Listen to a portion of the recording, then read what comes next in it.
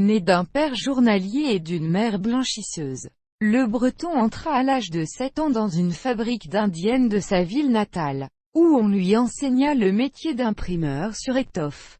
Pouvant à peine épeler, il apprit, à force de persévérance, à lire et à écrire et, au bout de quelques années, il éprouva le désir de tracer ce qu'il ressentait. À 14 ans, il était parvenu, économisant sur son salaire pour compléter son éducation en allant au spectacle, à être un ouvrier excellent et instruit dans son atelier. Le goût de la poésie se révélant en lui, il se laissa entraîner par l'inspiration et exhala envers les impressions de son âme, ses douleurs, ses joies, ses espérances et ses amours.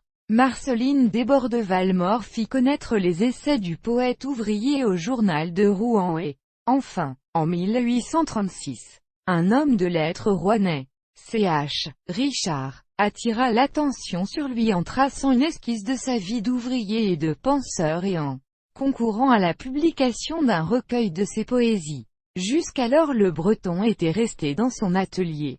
Mais vers cette époque, la ville de Rouen ayant fait l'acquisition de la collection des livres de Lebert, Le Breton obtint la place nouvellement créée de sous-bibliothécaire à la bibliothèque publique pour l'administrer. Dans son second recueil, Le Breton s'était comparé à l'oiseau en cage, esclave comme lui dans mon être je sens que la nature est soupir et fait naître et des chants qui voudraient s'envoler, mais calme et résigné je subis la sentence du juge souverain arbitre de mon sort. La poésie, disait alors un critique, est venue le trouver d'elle-même. Elle a voulu des chants avant qu'il pût les écrire.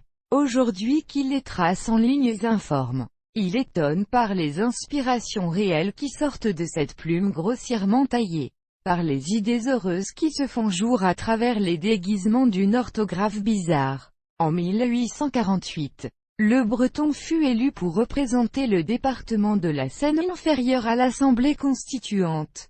Mais il ne fut pas réélu à l'Assemblée législative.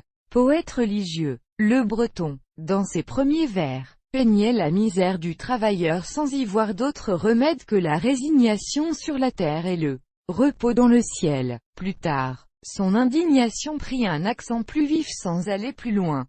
Membre de plusieurs sociétés savantes, cet honnête homme modeste a également publié différents recueils de chansons dans sa ville natale, de Rouen, bien qu'il ait été beaucoup plus connu à Paris. Le grand œuvre de Le Breton est sa biographie normande, recueil de notices biographiques et bibliographiques sur les personnages célèbres nés en Normandie, et sur ceux qui se sont seulement distingués par leurs actions et par leurs écrits et sa biographie rouennaise, recueil de notices biographiques et bibliographiques sur les personnages célèbres nés à Rouen qui se sont rendus célèbres ou qui se sont distingués à des titres différents. On lui doit également Corneille chez Le Savetier, scène historique de la vie de Pierre Corneille, en collaboration avec M. Beuzeville représenté au Théâtre des Arts de Rouen le 29 juin 1841. Il repose au cimetière monumental de Rouen. Une rue de Rouen, qui portait son nom, a disparu, en 1972, au profit de la construction de l'ensemble immobilier situé derrière les jardins de l'Hôtel de Ville.